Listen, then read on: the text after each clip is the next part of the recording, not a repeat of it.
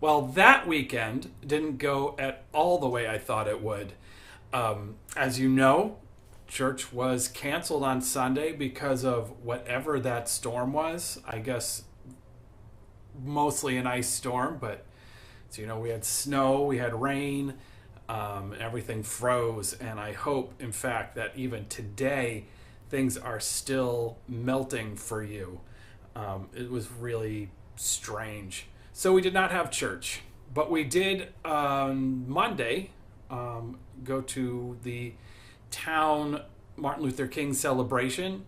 I helped out a little bit in the celebration, and then over in the service project room where there were some groups, some nonprofits that work on issues of inclusion and justice there with tables, including NIU, Natick United. So that was good. But Sunday was a little disappointing. Afterwards, we did go and we had to shovel out the church. So there'll be, if you see anyone who helped with that, please thank them. It was rough. It was mostly ice. To say we were shoveling would be an exaggeration. It was mostly chipping. Anyway, what we're going to do is this upcoming Sunday, we will have the service that we meant to have last Sunday. So you can look at last week's video if you want the great details. It'll be about what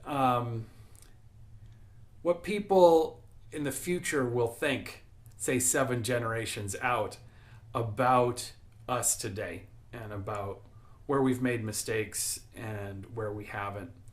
And also thinking a little bit about the burdens that we carry, that we inherit from our past, the particularly the injustices that we participate in without thinking about them, because it's just always been that way, right? These days we say things like examine your privilege.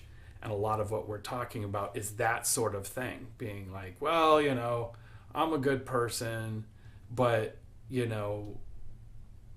there's a way in which we do take for granted those things that are just part of the air that we may have been unfairly gifted with from our past. So that's part of what we're talking about. I'm not sure we're gonna solve anything. It's a big topic, but we will examine it a bit.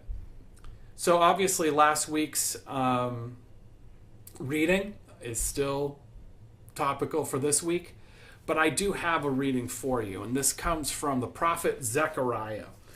And I think you'll like it. So this is Zechariah chapter 7, starting at verse 7. Didn't Yahweh proclaim the following message through the prophets of old, while Jerusalem was still populous and peaceful, as were the towns around it, and there were people settled in the Negev and the lowlands? The word of Yahweh to Zechariah continued. Didn't I tell them, thus says Yahweh omnipotent, administer true justice, show kindness and mercy to one another. Do not oppress the widowed or the orphaned, the resident alien or the poor, and do not plot evil against one another. But they refused to listen. They turned a stubborn shoulder and stopped their ears in order not to hear. They were adamant in their refusal to accept the law and its teachings, which Yahweh omnipotent sent by the Spirit through the prophets of old.